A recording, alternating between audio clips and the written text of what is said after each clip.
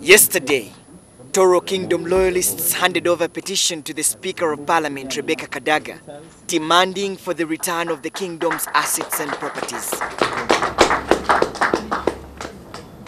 We seek your support and the entire House to push the executive so that we can receive our properties and build the institution and create jobs for our youth in this country.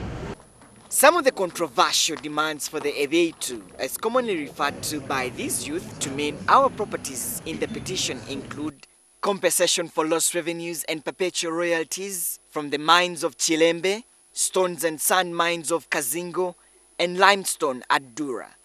They also want compensation for the lost revenue and perpetual royalties out of the salt mines at Lake Katwe, as well as those from the kingdom's former hunting zones like Queen Elizabeth National Park, Katonga Game Reserve, and Tooro Semiliki Game Reserve.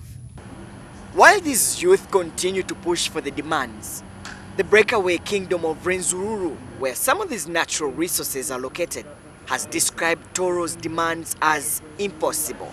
In fact, loyalties, in other words, is called the disturbance allowances. So how does disturbance allowances go to people who are not affected, directly or indirectly by Kilembe mines, by the activities of the mine?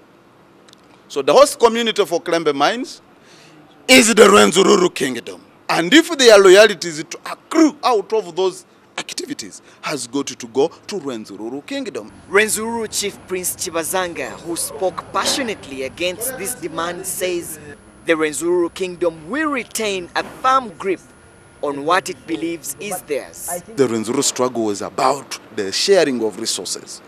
60 years down the road, those resources have revamped to other communities which don't belong to Tooro Kingdom.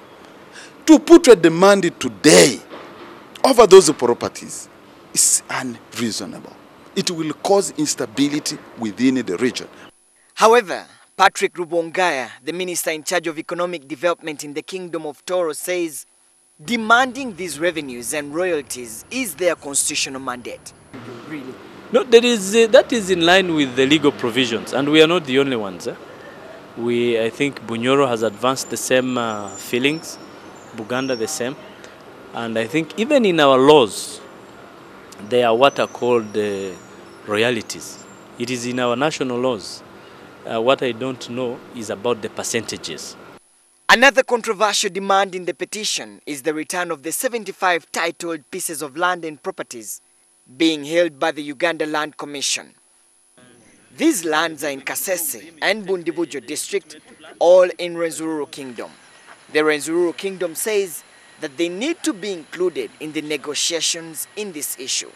Tooro Kingdom can no longer, even if they have a claim, even if they have an ownership, they cannot have user rights over their property that are already in other kingdoms.